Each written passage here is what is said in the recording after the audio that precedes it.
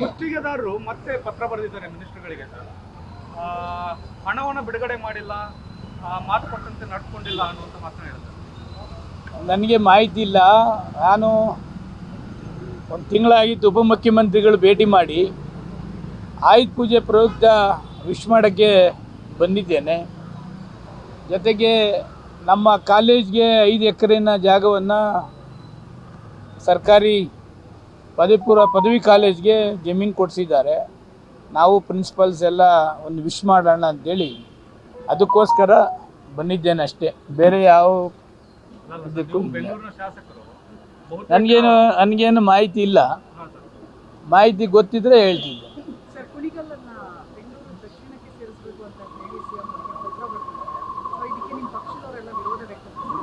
ಬೆಂಗಳೂರು ಈಗಲೇ ಸಾಕಷ್ಟು ಬೆಳೆದಿದೆ. ನನ್ನ ಪ್ರಕಾರ ಈಗೇನು ಬೆಂಗಳೂರು ಸುತ್ತಮುತ್ತ ಅಪಾರ್ಟ್ಮೆಂಟ್ಸ್ ಕಟ್ತಾ ಇದ್ದಾರಲ್ಲ, ಅವೆಲ್ಲ ಕೂಡಲೇ ಸ್ಟಾಪ್ ಮಾಡಿ ಅಂತಕ್ಕಂಥದ್ದೇ ನನ್ನದೇ ಉದ್ದೇಶ. ಕಾವೇರಿ 5th ಸ್ಟೇಜ್ ನೀರನ್ನು ಕೂಡ ಕೊಡೋಕ್ಕಾಗ್ತಾ ಇಲ್ಲ, UGD ಕೊಡೋಕ್ಕಾಗ್ತಾ ಇಲ್ಲ, ಕಾವೇರಿ ಕೊಡೋಕ್ಕಾಗ್ತಾ ಇಲ್ಲ, ಎಲೆಕ್ಟ್ರಿಸಿಟಿ ಕೊಡೋಕ್ಕಾಗ್ತಾ ಇಲ್ಲ, ರೋಡ್ ಕೊಡೋಕ್ಕಾಗ್ತಾ ಇಲ್ಲ, ರಾಜಕಾಲುವೆ ಕೊಡೋಕ್ಕಾಗ್ತಾ ಇಲ್ಲ. ಬೆಂಗಳೂರು ಸುತ್ತಮುತ್ತ ಬರೀ ಅಪಾರ್ಟ್ಮೆಂಟ್ಸ್ಗಳೇ ಬೆಳೀತಾ ಇರೋದ್ರಿಂದ ಬೆಂಗಳೂರು ಹೊರತುಪಡಿಸಿ 10 ಕಿಲೋಮೀಟ್ರ್ ದೂರ ಎಲ್ಲರ ಫೆಸಿಲಿಟೀಸ್ ಕೊಟ್ಟು ಮಾಡಿ ಅಂತಕ್ಕಂಥದ್ದು ನನ್ನ ಮನವಿ. ಈ ಬಗ್ಗೆ ಡಿಸೆಂಬರ್ ಗಮನಕ್ಕೆ ತಂದಿದ್ದೀನಿ. ಮುಖ್ಯಮಂತ್ರಿಗಳು ಸಭೆ ಬೆಂಗಳೂರದು ಗ್ರೇಟರ್ ಬೆಂಗಳೂರು ಸಭೆ ಕರೆದಾಗಲೂ ಕೂಡ ಅದನ್ನು ಮೆನ್ಷನ್ ಮಾಡಿದ್ದೀನಿ. ಈಗ ನನ್ನ ಕಾನ್ಸ್ಟಿಟ್ಯೂನ್ಸಿಲಿ 2,000 3,000 ಒಂದೊಂದು ಅಪಾರ್ಟ್ಮೆಂಟ್ಸ್ ಬರ್ತಾ ಇದೆ. ನಾವು ಕಾವೇರಿ ನೀರು ಕೊಡೋಕ್ಕಾಗ್ತಾ ಇಲ್ಲ. ಈವನ್ 5th ಸ್ಟೇಜ್ ಬಂದರೂ ಕೊಡೋಕ್ಕಾಗ್ತಾ ಇಲ್ಲ, ರಸ್ತೆ ಮಾಡೋಕ್ಕಾಗ್ತಾ ಇಲ್ಲ, UGD ಮಾಡೋಕ್ಕಾಗ್ತಾ ಇಲ್ಲ, ರಾಜಕಾಲುವೆ ಮಾಡೋಕ್ಕಾಗ್ತಾ ಇಲ್ಲ. ಈ ಥರ ಇದೆ. ಅದೆಲ್ಲ ಗಮನಕ್ಕೂ ತಂದಿದ್ದೀನಿ, ಉಪಮುಖ್ಯಮಂತ್ರಿಗಳ ಗಮನಕ್ಕೂ ತಂದಿದ್ದೀನಿ. ಈ ಬೆಂಗಳೂರು ಸಾಕಷ್ಟು ಅನುದಾನವನ್ನು ಕೂಡ ಕೊಡ್ತಾ ಇದ್ದಾರೆ. ಎಲ್ಲ ಮೇಜರ್ ರೋಡ್ಗಳು ಕೂಡ ಡಾಂಬರೀಕರಣ ಮಾಡ್ತಕ್ಕಂಥದ್ದಕ್ಕೆ ಸುಮಾರು 650 ಕೋಟಿ ಮೇಲ್ಗಡೆ ಆಗಿದೆ. ಈಗ ಮುಖ್ಯಮಂತ್ರಿಗಳು ಕೂಡ ವಾರ್ಡ್ ರಸ್ತೆಗೆ 50 ಕೋಟಿ ಕೂಡ ಇನ್ನೊಂದು 2-3 ದಿವಸದಲ್ಲಿ ಬಿಡುಗಡೆ ಕೂಡ ಮಾಡ್ತಾ ಇದ್ದಾರೆ. ವೈಟ್ ಟಾಪಿಂಗ್ ಕೂಡ ಆಗ್ತಾ ಇದೆ. ಕಂಟಿನ್ಯೂ ಸತತ ಮಳೆ ಬರ್ತಾ ಇರೋದ್ರಿಂದ ಯಾರೂ ಕೂಡ ಅದನ್ನು ಮಾಡೋಕ್ಕಾಗ್ತಾ ಇಲ್ಲ. ಈಗ ಮಳೆ ಕಂಟಿನ್ಯೂ ನಿಂತರೆ 10-15 ದಿವಸದಲ್ಲಿ ಎಲ್ಲ ರಸ್ತೆಗಳನ್ನು ಕೂಡ ಡಾಂಬರೀಕರಣ ಮಾಡ್ತಕ್ಕಂಥದ್ದು, ಪ್ಯಾಚ್ ಮಾಡ್ತಕ್ಕಂಥದ್ದು ಕೂಡ ಕಂಪ್ಲೀಟ್ ಆಗ್ತದೆ. ಬಿಜೆಪಿ ಶಾಸಕರು ಮಾನಿಟರ್ ಮಾಡ್ತಾ ಇಲ್ಲ, ಗುಂಡಿಗಳನ್ನ ಫಿಲ್ ಮಾಡ್ತಾ ಇದ್ದ ಸಂದರ್ಭದಲ್ಲಿ BJP ಗೌರ್ಮೆಂಟ್ ಇದ್ದಾಗ ಅವ್ರು ಏನು ಮಾಡ್ತಿದ್ರು ಅಂದರೆ, BJP ಗೌರ್ಮೆಂಟ್ ಇತ್ತಲ್ಲ, ನಾನು BJP ಮಂತ್ರಿ ಆಗಿದ್ದೆ, ಬೆಂಗಳೂರಿಗೆ ಏನು ಮಾಡ್ತಾಯಿದ್ರು, ಕಾಮೆಂಟ್ಸ್ ಮಾಡ್ತಕ್ಕಂಥದ್ದು ಈಸಿ. ಕಂಟಿನ್ಯೂ ಮಳೆ ಬರ್ತಾ ಇದೆ, ಮಳೆ ಬಂದಾಗ ಪ್ಯಾಚ್ ಮಾಡೋಕ್ಕಾಗ್ತದಾ? ಆಗೋದಿಲ್ಲ. ಮಳೆ ನಿಂತ ಮೇಲೆ ಸರ್ಕಾರನೂ ಕೂಡ ಅನುದಾನ ಬಿಡುಗಡೆ ಆಗ್ತದೆ. ಎಲ್ಲ ಮೇಜರ್ ರಸ್ತೆಗೂ ಕೂಡ ಡಾಂಬರೀಕರಣ ಸರ್ಫೇಸ್ ಇದಾಗಬೇಕು ಅಂತ, ಟಾರ್ ಆಗಬೇಕು ಅಂತ ಹಾಕಿ ನನ್ನ ಕಾನ್ಸ್ಟಿಟ್ಯೂನ್ಸಿ ತಗೊಳ್ಳಿ, ಬೆಂಗಳೂರು ಮೈಸೂರು ಡಾಂಬರೀಕರಣ 16 ಕೋಟಿದು ಕಂಪ್ಲೀಟ್ ಆಗ್ತಾ ಇದೆ. ಎಲ್ಲ ಕಾನ್ಸ್ಟಿಟ್ಯೂನ್ಸಿಗೂ ಕೂಡ ಮೇಜರ್ ರೋಡ್ ಆಗ್ತಾ ಇದೆ. ಮಳೆ ಇರೋದ್ರಿಂದ ಕಂಟಿನ್ಯೂ ಮಳೆ ಬರ್ತಾ ಇದೆ, ಅದರಿಂದ ಸ್ವಲ್ಪ ಅವಾಯ್ಡ್ ಆಗ್ತದೆ. ಬಿಜೆಪಿ ಸರ್ಕಾರದಲ್ಲಿ ಯಾವ ಕಾಮಗಾರಿಗಳು ಆಗಿಲ್ಲ, ಬೆಂಗಳೂರಲ್ಲಿ ರಸ್ತೆಗಳು ಕೂಡ ಆಗಿಲ್ಲ ಅನ್ನೋ ಆರೋಪ ಮಾಡ್ತಾ ಇದ್ರು. ಅದೇನು ಕೆಲಸ ಆಗಿರಲಿಲ್ಲ. ಯಾರು? ಕಾಂಗ್ರೆಸ್ DCM ಆರೋಪ ಮಾಡಿದ್ರು. ಅವಾಗಲೂ ಇದೇ ಥರನೇ ಮಳೆ ಬರ್ತಾ ಇತ್ತು, ಮತ್ತೊಂದು ಬರ್ತಾ ಇತ್ತು. ಅವಾಗಲೂ ಇಷ್ಟೇ. ಬೆಂಗಳೂರು ಅದಕ್ಕೋಸ್ಕರನೇ ಮುಖ್ಯಮಂತ್ರಿಗಳು ವೈಟ್ ಟಾಪಿಂಗ್ ಮಾಡಬೇಕು ಅಂತಕ್ಕಂಥದ್ದು ಕೂಡ.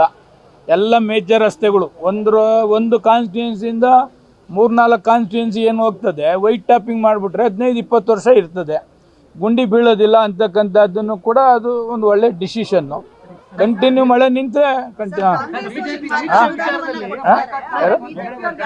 ಕಾಂಗ್ರೆಸ್ ಅವೆಲ್ಲ ಸುಳ್ಳಮ್ಮ. Congress BJP JDS ಅಂತಕ್ಕಂಥದ್ದಿಲ್ಲ.